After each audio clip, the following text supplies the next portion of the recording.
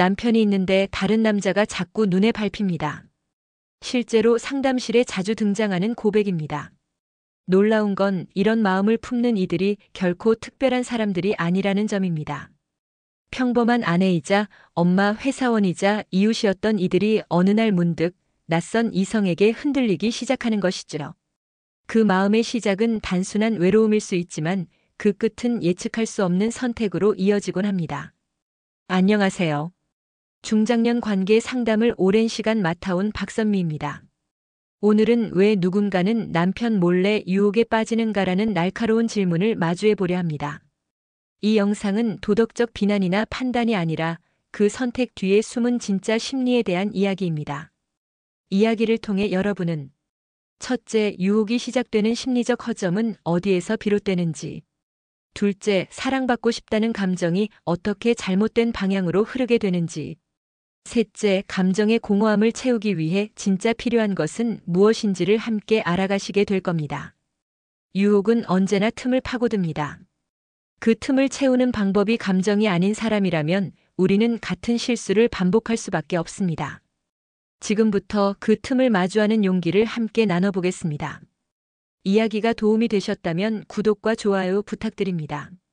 댓글에 숫자 4를 남겨주시면 그 짧은 한 글자가 저에게 큰 힘이 됩니다. 1. 허벅지를 터치하며 농담하는 유혹의 기술. 이성관계에서 가장 먼저 경계심을 낮추는 방법 중 하나는 겉보기엔 장난처럼 보이는 스킨십입니다. 특히 허벅지를 가볍게 터치하며 농담을 던지는 행동은 상대의 긴장을 풀게 만들면서도 미묘한 자극을 전달하죠. 서울에 사는 49세 최 씨는 회식 자리에서 처음 만난 여성에게서 이상한 이끌림을 느꼈다고 합니다. 그녀는 말끝마다 가볍게 웃으며 종종 그의 허벅지를 툭 치는 행동을 했습니다. 처음엔 단순한 친근함으로 느꼈지만 반복되는 신체 접촉은 점차 그의 경계심을 무너뜨렸고 마음의 틈을 만들기 시작했죠.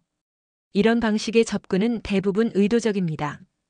단순한 손등이나 팔이 아닌 허벅지라는 비교적 민감한 부위를 선택한다는 건 이미 상대의 반응을 시험해 보려는 계산이 깔려 있는 겁니다.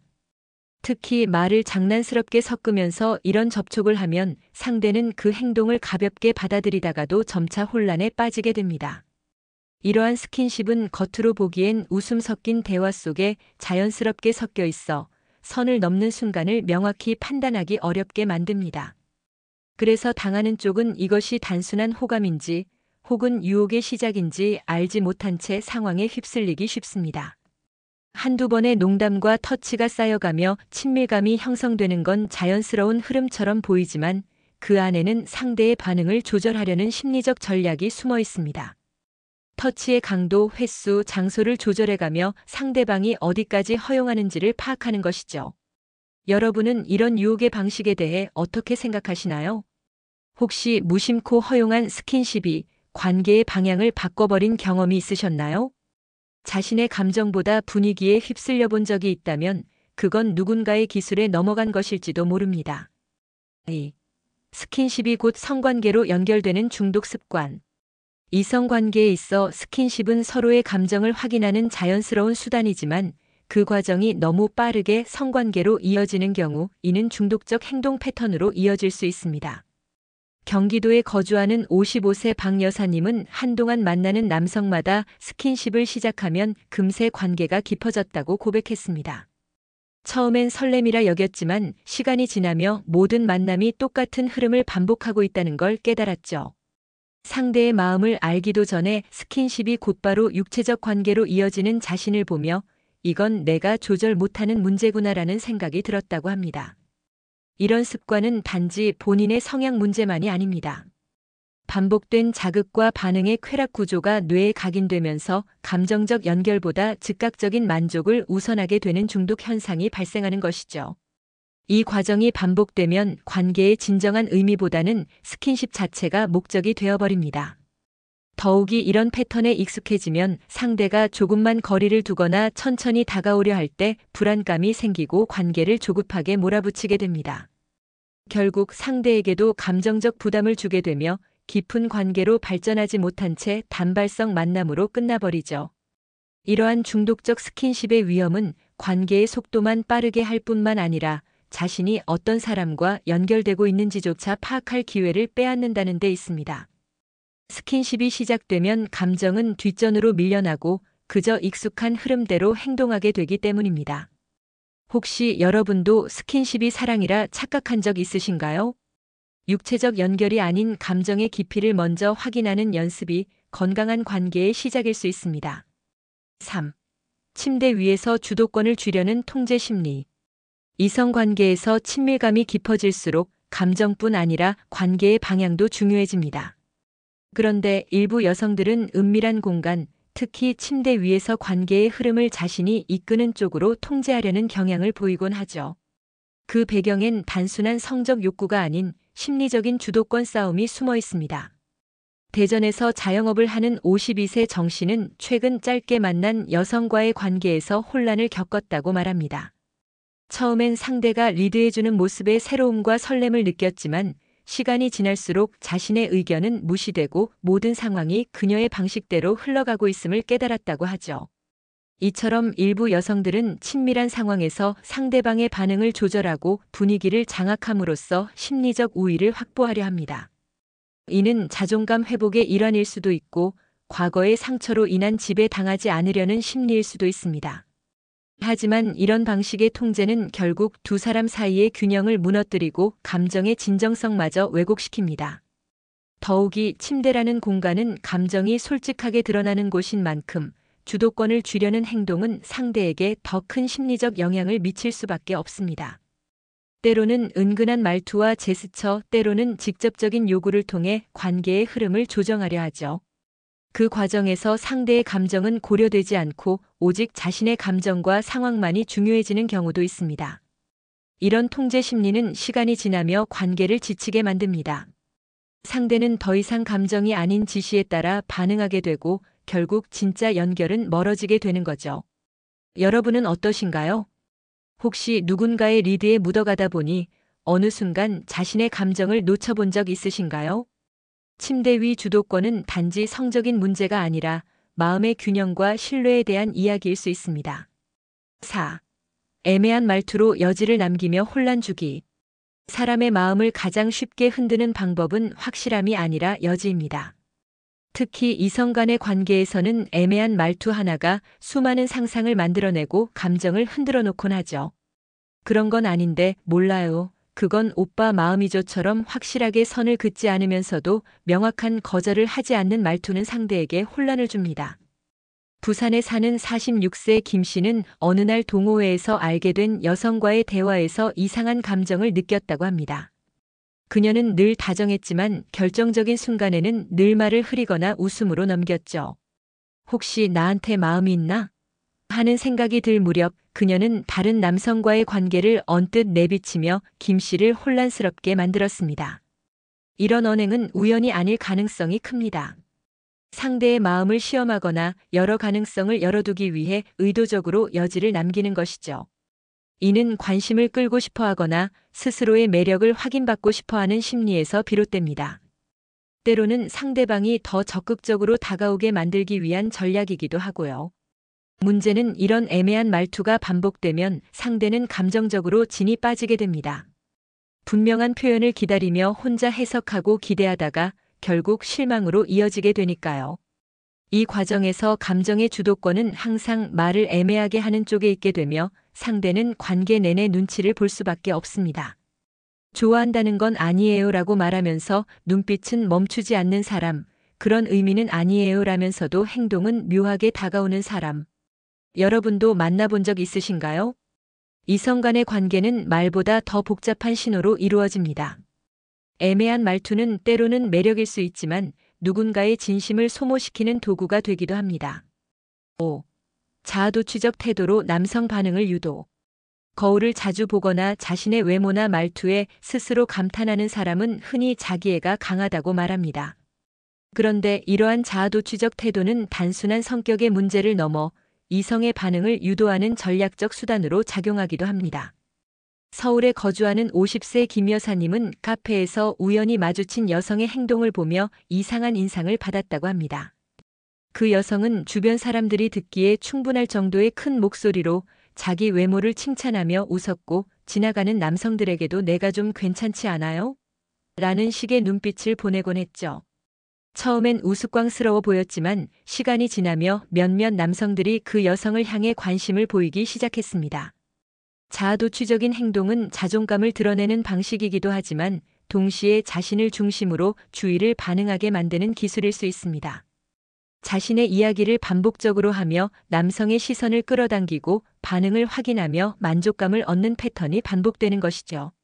이런 유형의 여성은 누군가를 진심으로 알아가기보다 자신의 존재에 누가 반응하느냐에 더 집중합니다. 더 나아가 상대가 자신에게 빠져드는 모습을 보며 우월감을 느끼거나 관심을 유지하기 위해 감정을 교묘히 조절하는 경우도 있습니다. 외적으로는 자신감처럼 보일 수 있지만 실제로는 관계를 장악하려는 욕구가 숨어 있는 경우가 많습니다. 여러분도 혹시 이런 사람을 만나본 적 있으신가요? 대화를 하다 보면 결국 모든 이야기가 그 사람 이야기로 흘러가고 당신은 반응하는 역할로만 남게 되는 상황. 그럴 땐 그 사람이 정말 나에게 관심이 있는 건지 아니면 자신의 매력을 확인받고 싶은 것뿐인지 다시 생각해 볼 필요가 있습니다. 6. 감정 없이 먼저 들이대는 계산된 접근. 관계란 서로의 감정을 확인하며 천천히 깊어지는 과정이지만 때때로 감정을 생략한 채 먼저 접근해 오는 경우가 있습니다. 이때 그 행동은 설렘이나 호감보다는 철저히 계산된 전략일 수 있습니다. 인천에서 직장 생활을 하는 48세 조 씨는 동료 여성의 행동에 적잖이 당황했던 기억을 갖고 있습니다. 평소엔 특별히 친하지도 않았던 그 여성이 어느 날 갑자기 퇴근 후 술자리를 제안하더니 그날 밤 급속도로 가까워졌다고 합니다. 문제는 그 다음이었죠. 그녀는 조 씨에게 반복적으로 부탁을 하며 거절하기 힘든 분위기를 만들어갔습니다. 이처럼 감정 없이 먼저 다가가는 접근은 상대의 판단력을 흐리게 만들기 위한 수단이기도 합니다. 너무 빠르고 직설적인 호의는 종종 진심처럼 느껴지지만 실제로는 상대가 나를 어떻게 사용할 수 있을지 가늠한 후의 행동인 경우가 많습니다. 특히 중년 이후의 외로움이나 공허함을 잘 알고 있는 이들은 그런 틈을 파고드는데 능숙합니다. 감정이 없이도 다가갈 수 있다는 건 감정 없이도 떠날 수 있다는 뜻이기도 합니다. 이런 유형의 접근은 상대방의 마음보다 자신의 목적을 더 중요시하는 경향이 있습니다. 때론 금전적 이유, 때론 심리적 안정감, 때론 단순한 욕구 해소일 수 있죠. 그렇기에 처음부터 빠르게 가까워지는 관계에는 한 번쯤 숨은 의도를 의심해 볼 필요가 있습니다. 진심은 시간이 걸리지만 계산은 늘 빠르게 움직이니까요. 여러분은 누군가의 빠른 호의에 마음을 열었던 적 있으신가요? 그 호의 뒤에 감정이 있었는지 아니면 목적이 있었는지 천천히 되짚어보는 것도 스스로를 지키는 지혜일 수 있습니다. 7. 거짓말로 신뢰를 깨트리는 이중생활. 신뢰는 이성 간 관계의 가장 기본이 되는 토대입니다. 하지만 그 신뢰를 가장 쉽게 무너뜨리는 건 반복되는 작은 거짓말입니다. 겉으로는 평범한 일상을 살아가는 것처럼 보이지만 실상은 전혀 다른 삶을 동시에 살아가는 사람들. 바로 이중생활이라는 단어가 어울리는 경우죠. 부산에 사는 54세 이 씨는 한동안 친하게 지냈던 여성에게서 믿기 힘든 사실을 알게 됐다고 합니다. 그녀는 평소에도 자주 연락하며 일상적인 대화를 나누던 사람이었지만 어느 날 우연히 다른 남성과의 문자 메시지를 본 순간 모든 신뢰가 무너졌다고 하죠. 더 충격적인 건 그가 자신만의 특별한 존재라고 믿었던 기간 동안 그녀는 다른 사람들과도 동일한 방식으로 관계를 맺고 있었다는 겁니다. 이중생활은 단순한 외도의 문제가 아닙니다. 자신의 여러 얼굴을 상황에 맞게 바꾸며 상대에게 필요한 말과 행동만 골라 보여주는 것. 그 과정에서 만들어지는 감정은 거짓 위에 쌓인 허상일 뿐입니다. 문제는 상대방이 그 진실을 알게 되면 단순한 실망을 넘어 깊은 배신감과 상처를 남긴다는 데 있습니다. 한번 깨진 신뢰는 다시 쌓기 어렵고 관계는 되돌릴 수 없는 지점에 도달하게 되죠. 여러분도 혹시 누군가의 행동이 어딘가 모르게 들쑥날쑥하다고 느낀 적 있으신가요? 그럴 땐 그 사람의 말보다 일관성 없는 행동을 주의 깊게 들여다볼 필요가 있습니다. 겉과 속이 다르면 결국 그 관계는 진실된 연결이 될 수 없습니다. 8. 순진한 척 접근한 뒤 대가를 원하는 유혹. 겉으로는 순수하고 조심스러워 보이지만 관계가 조금씩 깊어질수록 의외의 요구를 드러내는 사람들이 있습니다. 처음엔 도움을 받는 입장처럼 다가오지만 어느 순간부터 당연한 듯 무언가를 바라게 되는 것. 이건 감정이 아닌 거래에 가까운 유혹입니다. 경기도에서 혼자 살고 있는 57세 문 씨는 한 여성과의 인연을 통해 이런 경험을 했습니다. 그녀는 처음엔 낯을 많이 가리는 듯 조심스러웠고 자주 미안하다는 말을 반복했지만 며칠 지나지 않아 이런 부탁 드려도 될까요? 라는 말과 함께 사소한 금전적 요청이 이어졌다고 합니다. 처음엔 괜찮다며 넘겼지만 반복되는 부탁에 문 씨는 이 관계가 진짜 감정에서 시작된 게 맞을까? 하는 의심이 들기 시작했다고 하죠. 이런 유혹은 상대의 동정심이나 보호 본능을 자극하는 방식으로 작동합니다. 순진한 척이 중요한 이유는 그렇게 보여야 상대가 경계심을 늦추고 쉽게 마음을 열기 때문입니다.